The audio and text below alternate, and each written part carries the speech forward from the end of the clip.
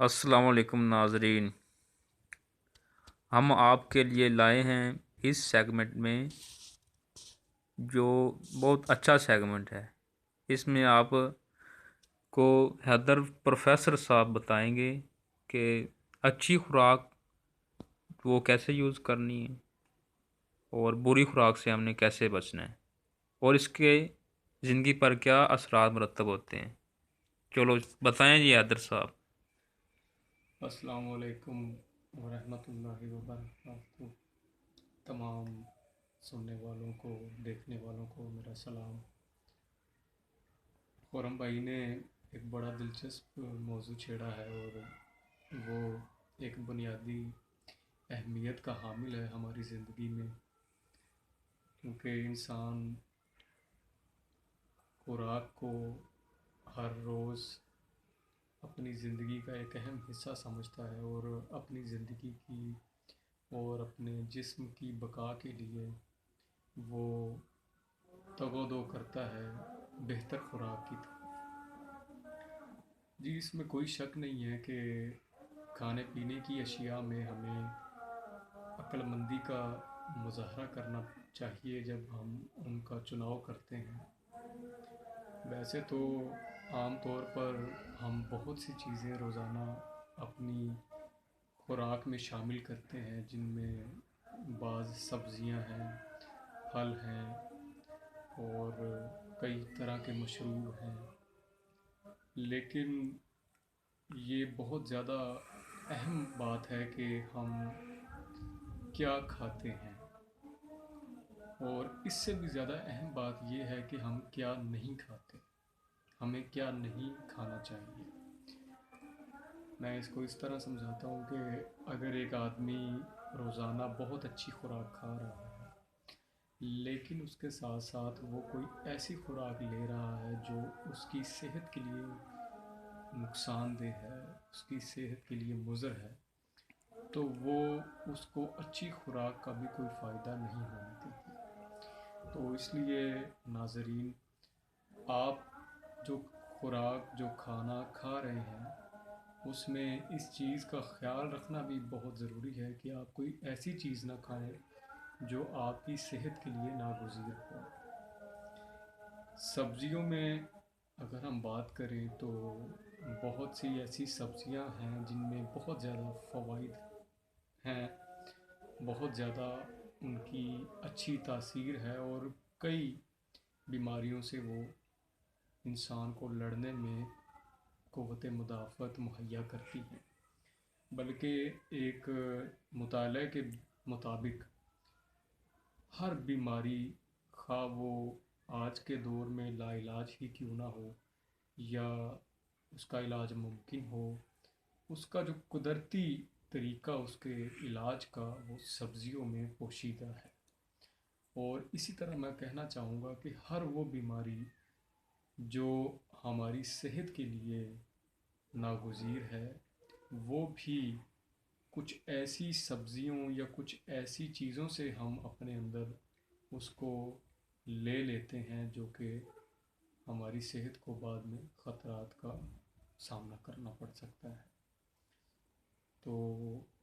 سبزیوں کی دو طرح کی جو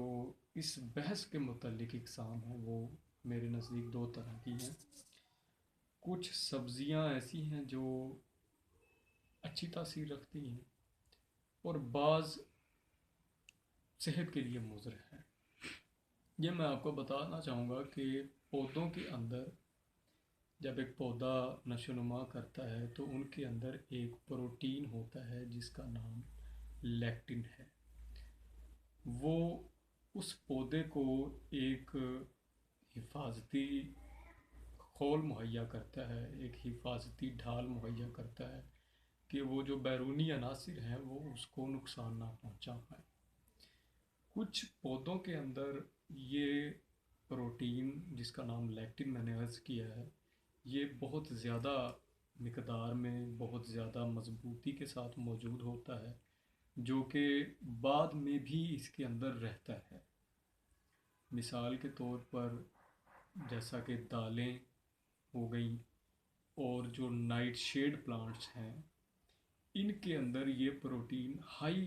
کوانٹٹی میں بہت زیادہ مقدار میں پایا جاتا ہے۔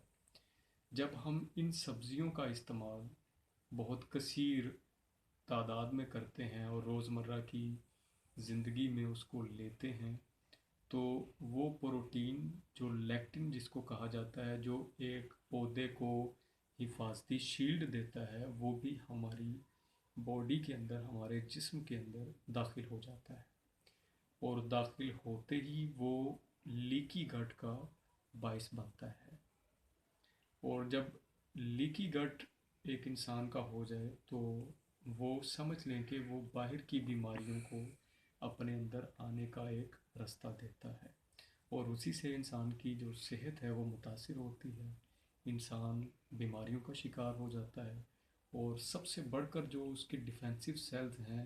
جو اس کا امیون سسٹم ہے، وہ لگ بھگ کمزور ہوتا چلا جاتا ہے،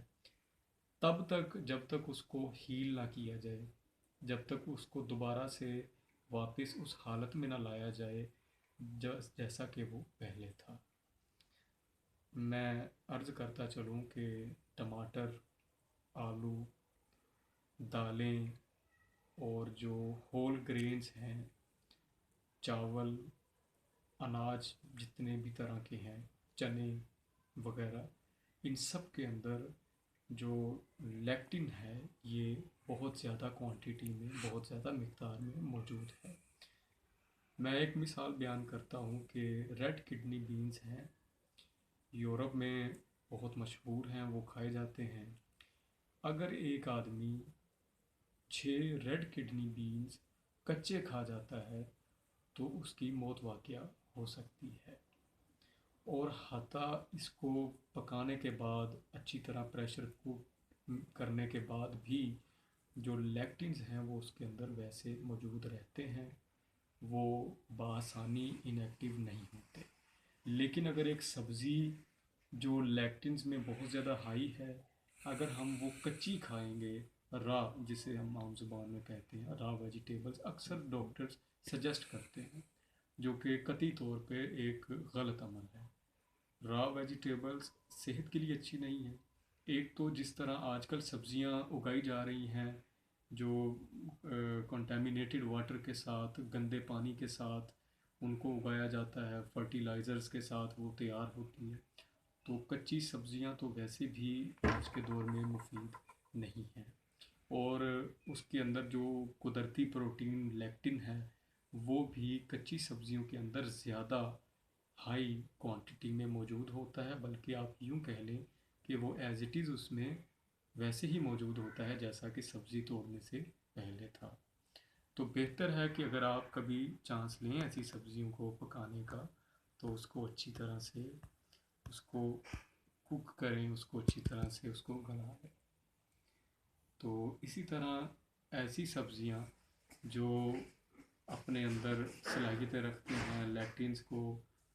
جو اینٹی لیکٹنز ہیں، لیکٹنز بلوکر ہیں، ان کا میں نام لیتا چلوں، جیسے روٹ ویجیٹیبلز ہیں، ایسی سبزیاں جن کی جڑیں زمین کے، یعنی کہ جن کا پھل جو ہم کھاتے ہیں وہ زمین کے اندر ہو، مثال کے طور پر مولی، گاجر، اور ٹرنپ، شلجم جسے ہم کہتے ہیں، اور بعض لوگ شلغم کہتے ہیں، یہ روٹ ویجیٹیبلز ہیں۔ ان کو جب آپ کھائیں گے تو یہ ایک تو آپ کی باڈی کو ہیل کریں گے، مطلب جو آپ نے لیکٹنز والی سبزیاں کھائی ہیں اس کو ہیل کریں گے، آپ کے سٹمک کو سٹرونگ کریں گے، لیکی گٹ کو ہیل کریں گے، آپ کی باڈی سے انفلیمیشن کو دور کریں گے۔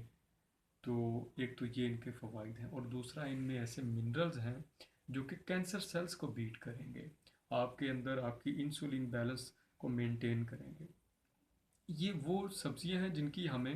قدر نہیں ہے، یا ہم ان کو اس طرح سے استعمال نہیں کر پاتے جس طرح ہم ایک میڈیسن کو باقاعدہ استعمال کرتے ہیں جب خدا نخواستہ ہم کسی ایسی بیماری کا باعث بن جائیں۔ تو اسی طرح اور بھی کئی